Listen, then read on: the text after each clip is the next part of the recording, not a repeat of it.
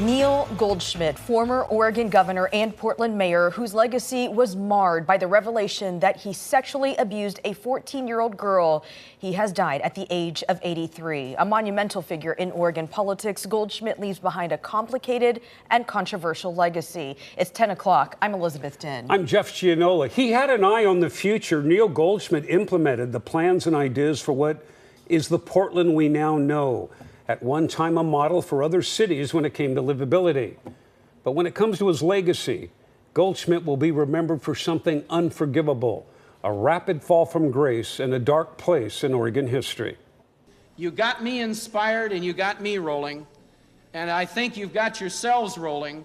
It's time to get the rest of the state rolling, and I can't think of any better place to get it done than here. The year was 1987, and Neil Goldschmidt was looking to the future as Oregon's new governor. But he cut his political chops in Portland, first elected as a city councilman in 1970, becoming Portland mayor in 1973. And Goldschmidt wasted no time, transforming downtown ahead of the public curve on transportation. Portland becoming a model for other cities with its transit and pedestrian malls, something revolutionary back in the 70s. President Jimmy Carter noticed, and in 1979, Goldschmidt appeared before a Senate confirmation hearing to become U.S. Transportation Secretary. I would say to the Senate that I bring to the job of Secretary of Transportation a simple lesson learned as mayor of Portland. Finish what you begin. Public confidence in government is not guaranteed, it must be earned. After his federal role ended, Goldschmidt worked as a senior executive at Nike. But he came back to politics, running for and being elected Oregon governor in 1986. And there was a determination and brashness about the new governor. I don't like standing in long lines. That doesn't mean I go to the front. It just means I may choose not to stand in them. Goldschmidt only served one term as governor. He and his wife Margie divorced as his term was ending. In 1977, in an interview with Coin 6 while mayor, Margie talked about her husband's desire to keep things private. He doesn't share his whole personality and all of his thoughts and feelings and activities with the public, and there's no reason why he should. What no one knew at the time was how true those words were. Neil Goldschmidt was keeping something private. He had been sexually abusing a 14-year-old girl at the time, a daughter of a friend, the secret kept hidden until 2004 when Willamette Week, acting on a tip, went public with the facts. Goldschmidt then confessed his crime to the Oregonian, asking for forgiveness. The newspaper was criticized for calling it an affair instead of statutory rape, something they later apologized for. In 2005, Willamette Week won a Pulitzer for their reporting on the story. Oregon columnist Margie Boulay talked with the 14-year-old victim who led a troubled life and died in 2011. Boulay wrote, "I thought a lot of her problems were a direct result of what had been done to her by Neil Goldschmidt, and she did. She thought that too." Goldschmidt's closest friends were confused and hurt, including Oregon Governor Ted Kulongoski. I'm shocked. I'm hurt. I'm disappointed. I'm mad. But many said some of his closest friends knew what had happened and kept silent. Goldschmidt had reached a financial settlement with the girl who received the payments in secret. At the state capitol, Goldschmidt's official portrait as governor was removed. It now sits, with thousands of other objects that document Oregon's history, in a massive warehouse in Gresham, wrapped up and stored away in a dark corner, and that remains the legacy of Neil Goldschmidt. He is certainly a man remembered for many things. During his tenure as mayor of Portland and eventually governor, Goldschmidt got the ball rolling on several initiatives. Ariel Yakabazi joins us live outside City Hall tonight. Ariel, you spoke with another former governor who had a special relationship with Goldschmidt.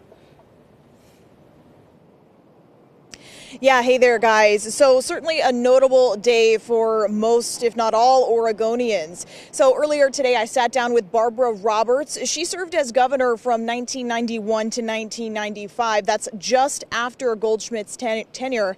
Now, she talked to me about the passing off of the baton, but she also shares her reaction to the news that broke all those years ago. There won't be many people who hear about his death today who won't remember him. Remembered by many for many reasons. He was a very memorable person, unique, very, very smart. For former Oregon Governor Barbara Roberts, this day means something a little different. I always think of him as an idea man. Serving as governor just after Goldschmidt, Roberts got to know him better. I was on the school board out there, and we had issues that we would cross paths on and talk about kids and how we made the high schools healthier and safer and better for the kids. And so we always had things to talk about because we were both very political. Whether it was creating the Rose City's first light rail to the community square, Roberts remembers Goldschmidt as a political powerhouse who made key decisions in not only Portland's future, but the entire state. And some of those things we can still celebrate because they're still in place, like the light rail line. It's still as popular and as heavily used and as wonderful and open for citizens as it was in the beginning. She also tells me we can't ignore the decisions he made to repeatedly sexually abuse a teen girl. It was shocking, it was upsetting, it was disillusioning. It changed how he was seen by thousands and thousands and thousands of people in Oregon who saw him as an incredible leader. And she wants to highlight the good. So I hope that some of the good stuff will be celebrated and remembered, and that we will sort of not forget, but recognize that we don't have to always focus on the bad part, on the mistakes. That is certainly the sense that we're getting here tonight following Goldschmidt's death. He was a man known for his good work, but it'll forever be overshadowed. Reporting live in downtown Portland tonight, Ariel Yakabazi, KOIN 6 News. Yeah.